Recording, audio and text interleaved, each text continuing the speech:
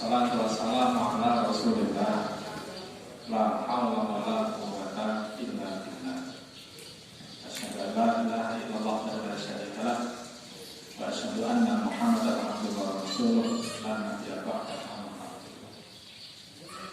Yang kami muliakan, yang kami banggakan para ulama, para sesepuh, yang kami muliakan ketua dan pengurus di masa himpunan santri lir.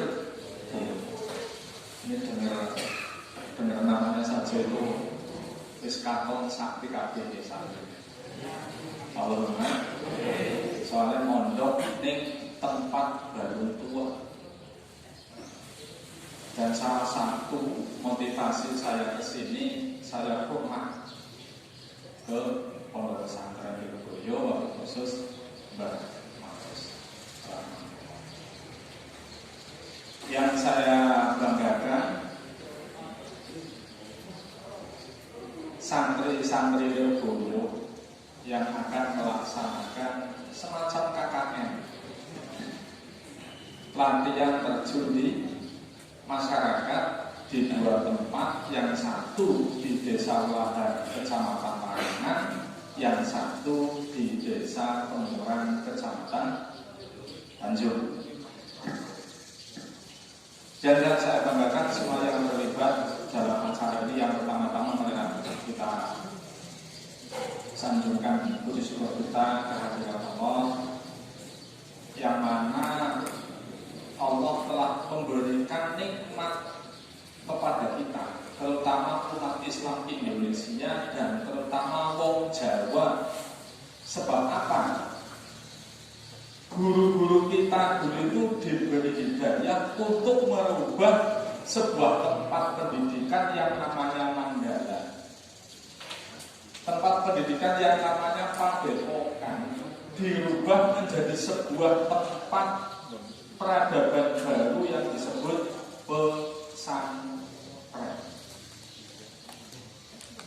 Jadi sebelum ada Islam itu sudah ada pola pendidikan semacam ini yang dikembangkan oleh pendeta-pendeta Hindu Buddha, juga pendeta-pendeta agama asli Kapitayan dan Wiwitan. Oleh Wali Songo dirubah tanpa ada permusuhan, tanpa ada perang, tanpa ada pembinaan dan sebagainya, berubah sebuah tempat peradaban baru namanya pesantren. Kata santri saja itu dari bahasa Sanskerta, sahastri, tetap memakai kalimat para pendeta. Sahastri itu artinya apa? Bocah pinter, bocah soleh. Makanya santri itu kudu soleh, kudu pinter itu. Anak santri badung berarti belum dari santri. Santri pembolosan ya, belum dari santri. Kan jine tahan tapi ning tengah pada growong. Dari kayak tenggang ya. Ngene rapat tengahnya bolong. Nah santri kan biasa ya. Tapi kan nanti ngaji lagi sehingga kitabnya itu menjadi selanjutnya sholawat serta salam. Ada santri mati lampu apa? Ya, mati lampu. Oke. Ada cerita bab mati lampu. Ini sih dua cerita kayaknya santri kok biasa. Itu di sebuah pesantren itu ada peraturan tidak boleh merokok. Tapi jadi santri lawas, bebo santri anyar. Santri lawasnya pinteran no. Si orang oleh itu santri anyar, santri lawas tak oleh. Suatu ketika mati lampu. Begitu mati lampu ada santri anyar tapi bandel, tukang wudhu. Tapi hari wudhu boleh badan. Karena lampunya mati, nang pojok katon anak wong tadi rokok wudhu sebab uang-uangnya katon. Santri ini langsung bilang, aduh OTT wudhu penguruan ke. Kata yang rokok, misalnya kalau saya ribut hari ini dia mainnya barengan. Tenang, iya, marah barengan. Begitu orang diwehna disedot, bojone langsung melayu. Sebabnya apa? Jebule sing ngedut kiai ini. Karena begitu disedot kan bapaknya buruk kan? Dikejar dari kiai ini. Tahu nggak kenapa dikejar santri itu? Karena wujudnya digawa. Jadi mudah, kan itu mudah bocah ya aslinya. Tapi kan dia itu mudah karena rokoknya digawa itu tidak jadi gawa, tidak jadi gawa. Itu yang punya cerita kayak gitu ya di pesantren. Makanya bersyukurlah kita punya sebuah peradaban namanya pesantren. Maka kita harus melestarikan pesantren dan tradisi. Yang kedua, salawat serta salam adalah tetap kita gunakan kepada junjungan kita Nabi Muhammad SAW. Saya diajarkan di pesantren itu balaghah.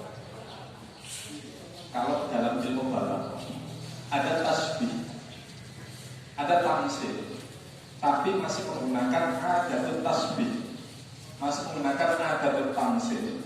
Itu sebetulnya goropena. Maka ketika kita mengatakan Kang Sururi kasamsi, Kang Sururi kayak serengenge, Kang Sururi kalbadri, Kang Sururi kayak rembulan. Gue cari santri nabi zaman Kang Sururi mondok, ada tulis nanti Kang Sururi kayak kui. Itu sebetulnya masih goropena. Kenapa? Kalau masih menggunakan adatut tasbih itu berarti bukan ungkapan yang jujur. Tapi coba kita lihat kepada Rasulullah. Bukan Rasulullah kasyamsikal badri, tapi anta nurun fauqa nuri, anta syamsun, anta badrun, anta nurun fauqa nuri. Kenapa? Tidak ada yang bisa digunakan untuk tamsil tasbih kepada Rasulullah sehingga adatut tasbihnya dihilangkan. Ya karena mestal KKN itu juga bisa ngaji dia kayak sampean kaki. Bisa ngaji dia baru. Nah, bulannya cengat semir berarti paham. Biar boyo dilarang. Betul, saya itu angkat kepala saya takdim ke pesantren Lirboyo. Loso, Alfala, Gusmi, itu loanku ada Mbak Papa, Mbak Kopi, di Magelang ada Mbak Darha, Mbak Ma, Mbak Utori, Mbak Manli, Mbak Lim, Tanggil. Karena kebetulan kasih deponer yang sekarang itu santri.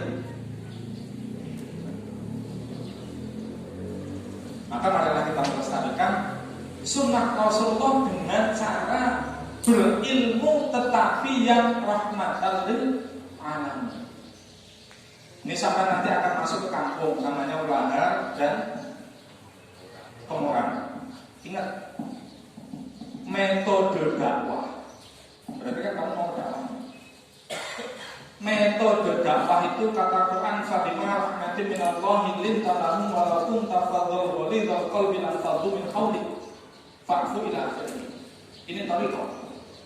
Metode. Yang lain ud'u ila sabili rabbika bil hikmah wal mau'izah hasanah wajadilhum billati ila akhirih. Ini tariqah, metode. Padahal kaidah fikih, kaidah usul fikih at-tariqah huwa ahammu minal madah. Tariqah itu, cara itu lebih baik dari materinya. Anak kiai ilmunya akeh men, tapi selama 10 menit wis bosan nih. Karena tidak pas tariqahnya. Tetapi anak kiai panggung, padahal ya mondoknya sederhana, mau maca YouTube kayaknya. Mau ini YouTube neng tasir panah atau ya tubuh YouTuber. Baru kemudian tahu ya tubuh YouTuber ya. Tapi karena metodenya canggih, masyarakat itu nggak jenuh. Maka berdakwah bukan hanya ilmu yang harus diperdomani, tetapi bagaimana cara menyampaikan ilmu. Maka santri dituntut untuk bisa mengembangkan ketika Islam sholihun di kulli zamanin wa menerapkan Islam itu akan selalu sesuai dengan waktu dan tempat kapanpun, maka prakteknya kontraproduktif. Ketika guru-guru kita berpesan muhafadzah ala qadimi sholih wal ahdu bi jadidil aslah, itu penerapannya mongko kon kabeh nang kon desa.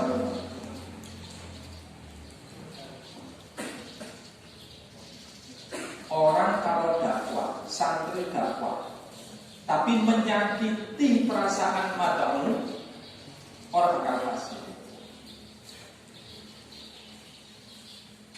Maka kadang-kadang lalu berhukum. Ada orang bisa dialog kabeh aja ditinggal kabeh. Tapi itu praktiknya susah. Yang bisa ya di pesantren. Ini pesantren nama barang mubazir karena itu yang beda. Saya kalau sama istri bilang, anak pelem siji di tangan coto, itu kalau saya yang temu nggak bakalan saya jual. Cokotan cototnya dibuang, isinya dimakan. Kaidahnya ada orang bisa tinggal kabeh aja dibuang kabeh. Santri itu bujuk. Maka nanti kalau terjun ke masyarakat, kamu melihat sesuatu yang tidak sesuai ketika kamu di pesantren, aja langsung disalah-salah. Aja seneng bid'ah, aja seneng kafir, sebab kue umpama masyarakatnya lanjut. Tetapi ulama-ulama kita, guru-guru kita itu, sekasar apapun, sejahat apapun, tidak akan mengatakan kamu itu ahli neraka, tetapi kamu itu ahli surga dengan catatan kamu itu toh. Ini metode berdakwah. Mungkin ilmu kamu yang kamu peroleh, apal alfiyah, mau di kampung apa bingung? Sing bingung malah mungkin justru ilmu-ilmu yang kecil. Orang kampung orang belum jenazah Japur Jawa enggak. Wong aneh. Mulanya ya kudu di tempat yang beda. Nah, masyarakat yang hidupin dalil halal, haram, makruh, mubah, sunnah itu dijelaskan. Nah, ilmu tinggi yang kamu peroleh itu apa? Untuk persiapan kamu ketika nanti ada yang bertanya, ketika nanti ada yang berdebat, ketika nanti ada yang berbeda pendapat. Maka seorang santri jangan hanya menguasai satu toriko. Karena dengan satu toriko itu malah nggak bagus. Ada orang mengharamkan talfik, mencampur madhab. Ada yang mengharamkan nggak boleh bermadhab lebih dari satu. Ya, dirampas. Imam Syafi'i itu mengharuskan perempuan itu menutup muka. Imam Syafi'i. Berarti kalau kita konsisten dengan mazhab Syafi'i yang selama ini kita yakini hanya mazhab Syafi'i yang ada di Indonesia, santriwati itu sadar Syafi'i. Iya. Tapi kan enggak. Maka penting bagi santri menguasai banyak toreko. Penting bagi santri duwe guru aja wong siji. Tapi dia ini akeh. Tetapi dalam tradisi santri boleh guru orang asal guru ada yang disebut dengan sanad, ada yang disebut dengan syahadat, ada yang disebut dengan bai'at. Kenapa itu penting bagi santri? Untuk menghormati dan menjaga kualitas keilmuan. Jadi orang bisa anak ustaz sama mondok nang di mana mondok yang bisa maca dewek tidak bisa. Kita harus punya guru wa irsyadul ustaz. Tetapi kita bisa memperkaya keilmuan kita dengan mutolaah sendiri. Tapi itu pun harus tetap didiskusikan dengan kiai yang dalam bahasa saya tabarukan hari kiai bu seminggu pisan, bu sebulan pisan, bu setahun pisan tabarukan. Yang kamu baca tanyakan ke kiai, yang kamu baca cocokkan dengan pendapat para kiai. Kenapa? Untuk membimbing keilmuan seorang santri. Nah, Lirboyo itu wis ora usah ditakokna sana gurune. Waktu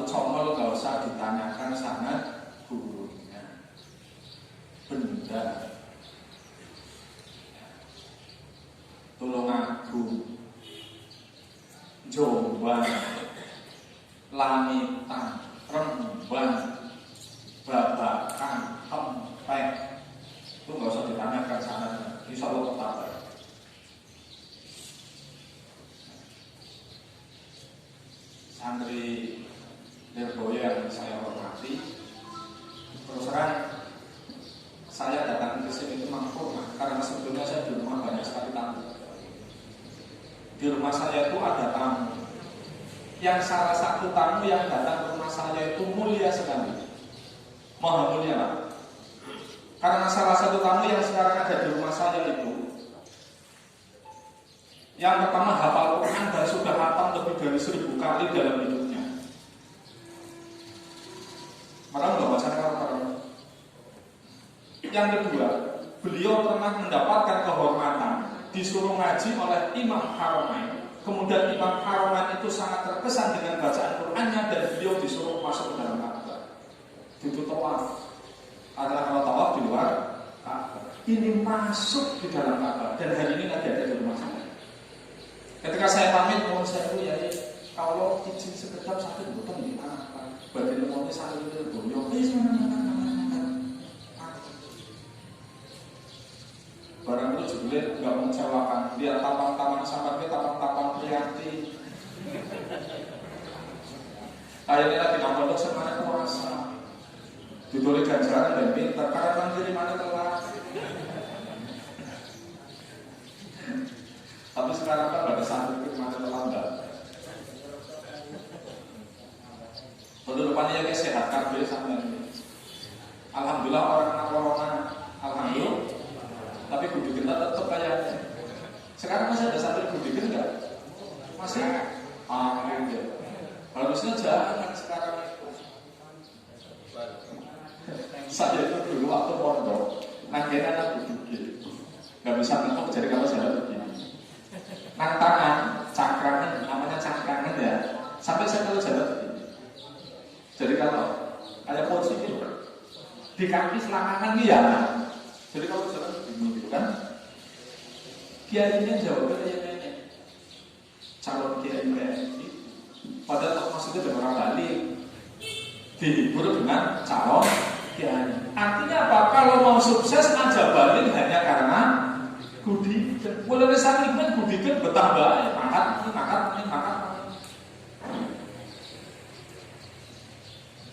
Maka ada istilah di dunia santri itu. Ada pengen sukses, mak sing enak, turune sing kepenak. Awake ya sing enak. Lho kok santri mak kudu penak pengen. Mutolaah terus, sinau terus, naldoma terus, saking meliye segatok karo mirong enak. Plus tambah sate. Santri kok nyantai waktu. Tidurnya yang nyenyak, artinya apa? Karena sudah ngantuk sekali, mutolaah, tidur sambil berdiri pun bisa. Karena kalau sudah ngantuk dalam posisi seperti apapun, tidur itu bisa. Dan alhamdulillah sampai sekarang saya itu bisa tidur 3 menit bisa. Kulina dari dulu pondok. Ngantuk sambil berdirinya aja bisa tidur 3 menit, hilang ngantuknya. Biasanya saksinya siapa? Saksinya ya sekarang istri saya, kalau di kantor ya CFO saya. Dan banyak orang saksi. Karena apa? Tidurnya nyenyak.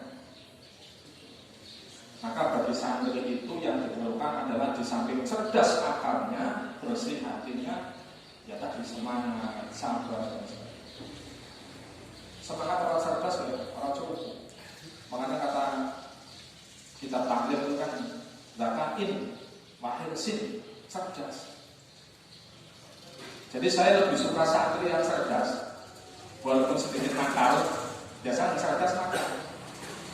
Daripada manut, tapi walau.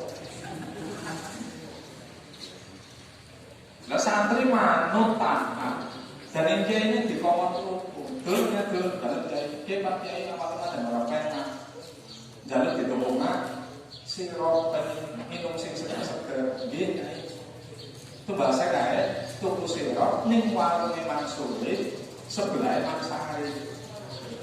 Dia orang cerdas, jadi tidak paham sirop sampai sulit sirop sampai sulit. Kalau dia terus anduk jembatan ketemu karo santri liya kan merinding jaga terus kayaknya dia begitu lewat mau orang cerdas kualik mau salib dingin apa sulit dingin, akhirnya tuku sulit, warungnya salib, sebelah siro anjo paling yang mantuku mansuri boleh muda suri boleh gitu karena tidak cerdas. Aspek kecerdasan itu, kebersihan hati dan akal itu dalam dunia santri itu dipengaruhi oleh ketakliman kepada kiai dan keluarga, bukan hanya kiainya. Maka saya berpesan, berarti kan ini santri yang nanti akan sebentar lagi lulus, pulang ke kampung. Hormatilah kiai dan keluarganya, dan hormatilah amanatnya. Kadang orang balik kiai mau pesan, ajak kalian ya soal teh. Kadang pesan, ajak kalian ya orang tua itu diatur. Santri Lirboyo yang saya muliakan nanti akan terjun ke kampung, belajarlah yang bijak. Makom paling tinggi adalah makrifat. Makrifat itu diambil dari akar kata arafah. Bedanya apa? Kalau arafah itu adalah pengetahuan yang membawa kepada kebaikan. Kalau ilmu itu hanya sebuah pengetahuan yang membawa kepada manfaat. Lebih dalam arafah. Maka manusia satu dengan manusia yang lain itu berbeda bahasa budaya, tetapi ini ta'arufu. Untuk mengetahui tetapi saling membawa kebaikan. Maka man arafa nafsahu faqad arafa rabbahu. Kalau dalam dunia tariqah, siapa yang sudah mengenal dirinya bahwa di dalam dirinya itu penuh dengan kebaikan-kebaikan yang harus dikeluarkan untuk bisa dirasakan oleh orang lain, maka dia akan mampu mengetahui Tuhannya. Al-Hajju Arafah. Puncak haji adalah Arafah. Bukan hanya kumpulnya, tapi adalah makna bahwa Arafah itu selalu membawa kepada kebaikan. Maka dalam dunia tasawuf yang paling tinggi adalah Arafah. Haji yang pokok adalah Arafah. Manusia saling berkenalan untuk saling dita'arufu membawa kepada kebaikan. Maka nanti di kampung sebarkanlah kebaikan. Anak mau maju jagung nanti sore, jangan sampai